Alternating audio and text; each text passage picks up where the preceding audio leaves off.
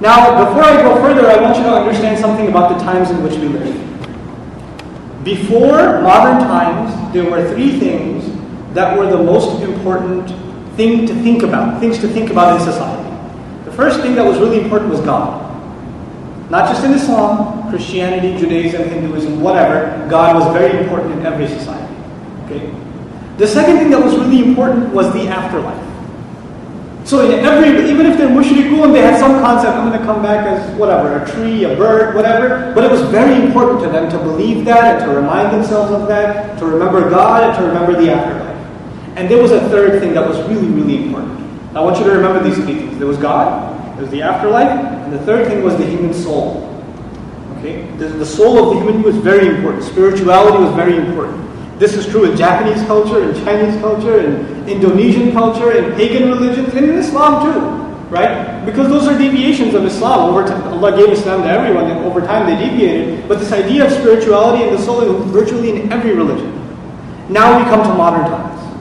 And in modern times there was a war against religion, right? There was a war against religion. So yes, people believe in God, but God became not as important. Something else became more important. As opposed to God, the universe. Study the universe. Study matter. God is there, is not there, who knows? But the universe is right here. Let's study matter. Let's study physics, chemistry, biology, sciences. Let's study this stuff because it's right here. Right? So there was a shift from the study of the divine to the study of the material universe. That was the first shift.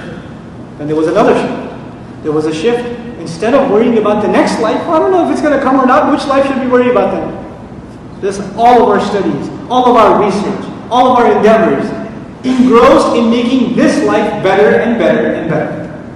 There used to be talk about making your next life better, right? People used to talk about that at lunch.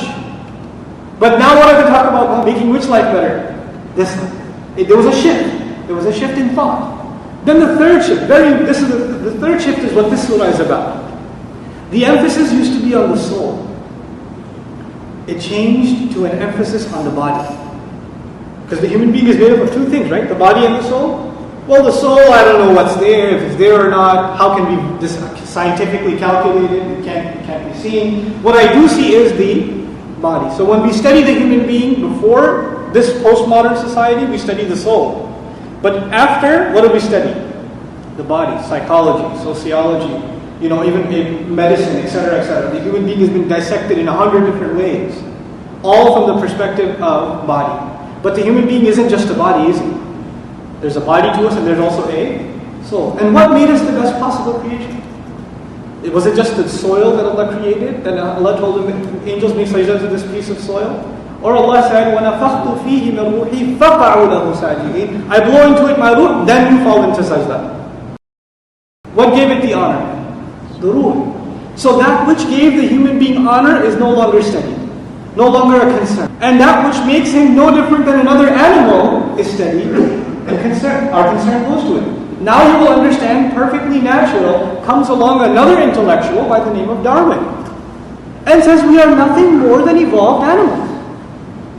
This body is just a more sophisticated version of a monkey. That's all it is. There's a donkey and then the more evolved thing is a horse, right? So all we are a better design, monkey 2.0, right? That's all we are. Now if that's all we are, think about an animal. What are the things an animal wants? It wants to feed its stomach, it wants to fulfill its lust, it wants to protect itself, right? It wants to be the leader of the tribe, the herd. There's a clash between two lions, right? It has herd mentality, preservation of the self. Darwin says, hey, we want all these things. And now all the human being is just a sophisticated animal, nothing more. Nothing more. And do animals have morality? Do animals have right and wrong? Do animals have a sense of justice? No, these things are not in animals. So they're not really in us too. It's just, we're just a higher, more advanced creature. But the thing that gave us honor is removed. The thing that gave us morality is removed. Which is why when you go to a philosophy class in college, your professor will tell you morality is relative. It depends. There's no such thing as absolute morality. This is all man-made stuff. There's no, even religions. Religions are studied as heritages. The reason I mention all of this to you, in the human being studying, and the way we study human beings today is more sophisticated than we've ever studied them. We know more about the human brain. We know more about human behavior. We know more about the human, all these systems, the digestive, the cardiovascular, all this stuff. We know more about this today than ever before. And interestingly enough, we are more ignorant about what we really are than ever before. At the same time. We reached that oxymoron stage. And you know what's interesting? Allah says in the Quran, وَلَا تَكُونُوا كَالَّذِينَ نَسُوا اللَّهَ. Don't become like those who forgot Allah. Remember that the concern used to be God. What did the concern become as opposed to God? The universe? As opposed to the next life, what? This life? As opposed to the soul, what? Body. What do these three things have in common? They're all in the unseen. So from the unseen, the focus went from the unseen to the seen. So you forgot Allah. What was the consequence? فَأَنْسَاهُمْ أَنفُسَهُمْ. You forgot Allah, Allah made you, so Allah made them forget their own selves. Don't become like those who forgot Allah because Allah made them forget their own selves. They forgot that Allah had honored them. They forgot that they have a ruh inside of them. All they know, they look at themselves, all they see is what? A body. They don't see a soul.